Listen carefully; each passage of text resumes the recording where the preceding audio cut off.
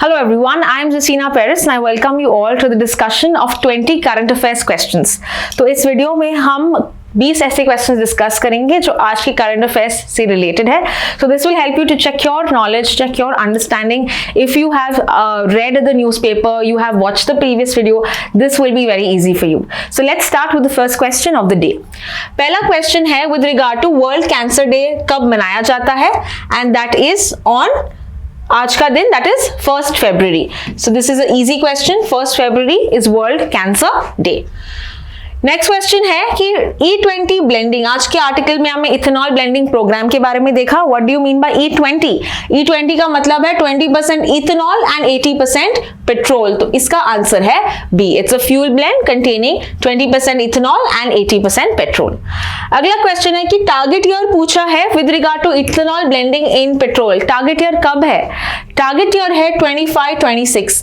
And आज के article में हमने देखा कि जो यूनियन मिनिस्टर है नितिन गडकरी जी, ये कहते हैं कि हमने हमारा टारगेट जो है अगले 2 महीने में कंप्लीट होगा, which will be well before the target year that we have set up till 26.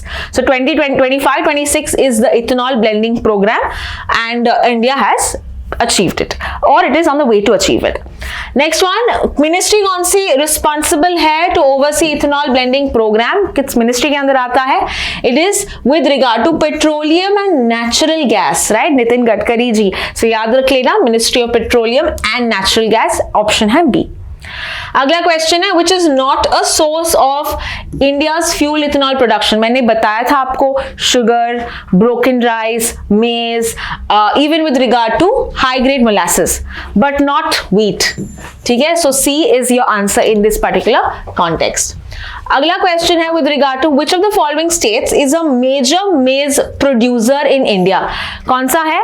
It is basically Karnataka. आज के आर्टिकल में वापस से हमने देखा था Karnataka is the leading state for maize production and ये जो मेज है इसी का इस्तेमाल होता है इथेनॉल ब्लेंडिंग प्रोग्राम में. Let's see the next question then. What is the theme of World Cancer Day? आज कैंसर डे है, इसका थीम है United by Unique. United by Unique. So therefore answer to this is D. अगला question है what is the minimum fiber length required for cotton to be classified as extra long staple cotton? मैंने बताया था कि एक category criteria रखा है. Criteria ये है कि 30 मिलीमीटर से ज्यादा होना चाहिए कॉटन फाइबर का length, then it is considered as ELS. So your answer is C. और अभी निर्मला सीतारमण जी ने बजट में अनाउंस किया है कि 5 साल का एक मिशन लॉन्च किया जाएगा to increase the productivity of this ELS. Clear? So इसीलिए हमने ये आर्टिकल आज पढ़ा था.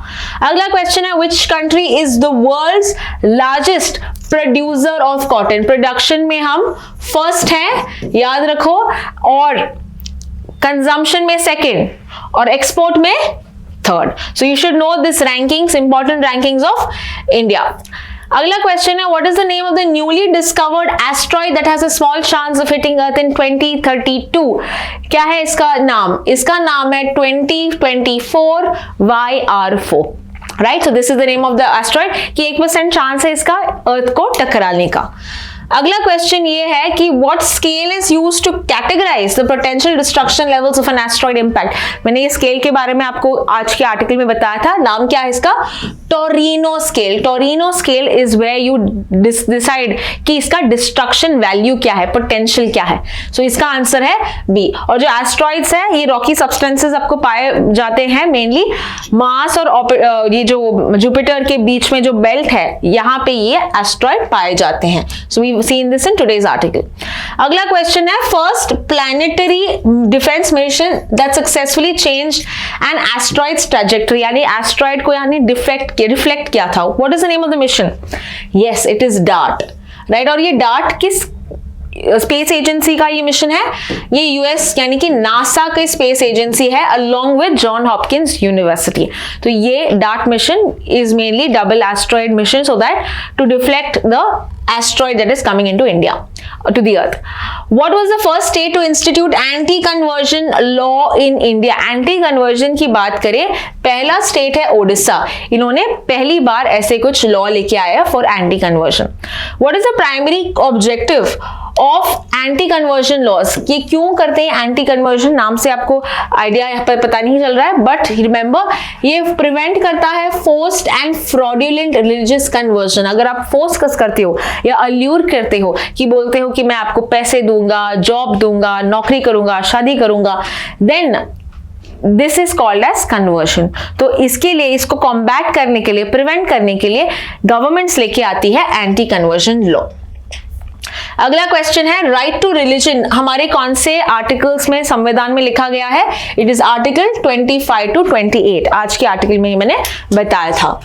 अगला क्वेश्चन है प्राइमरी ऑब्जेक्टिव ऑफ यूएसएआईडी। हमने देखा था यूएसएड 1961 में बना था और इसका मेजरली हम देखते हैं काम है to oversee and administer international humanitarian aid देना in various parts of the world. So answer to this is B. अगला क्वेश्चन है विद रिगार्ड टू फेंटेनिल। आज के आर्टिकल में हमने देखा था फेंटेनिल के बारे में। फेंटेनिल क्या है? Fentanyl is mainly an opioid, है ना, और इसका जो फोर्स है या इसका जो इफेक्ट है, इट इज सेड कि ये मॉर्फिन और ये हेरोइन से भी ज्यादा है। So it is a very strong opioid और ये क्या काम करता है? पेन रिलीफ ड्रग्स है जो पेन रिलीफ और एनेस्थेशिया जैसे काम करता है। सो इसका आंसर है D.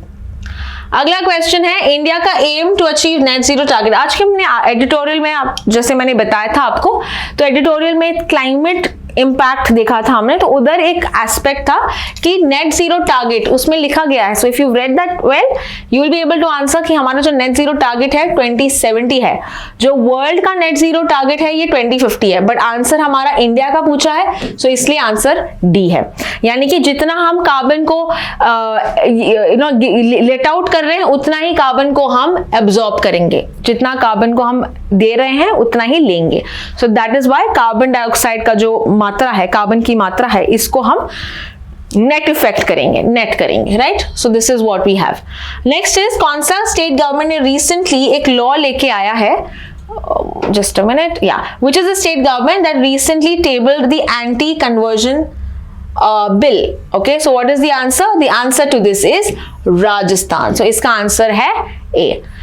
And finally the last question of the day, which is ICC Women's T20 World Cup कौन से कंट्री ने जीता है? Okay, now this is a sports news, आज हमने कवर नहीं किया, but this is a one liner that you should no of course, because India has won this particular under 19 T20 World Cup and ये कहाँ पे हुआ था? Malaysia में हुआ था। और किस कंट्री के साथ इन्होंने ऑपोजिशन में खेला था? It was South Africa. So it's a very good news for us and therefore we need to be proud of it, proud of our women's team for this achievement. So that's all with regard to today's article. Thank you so much for watching.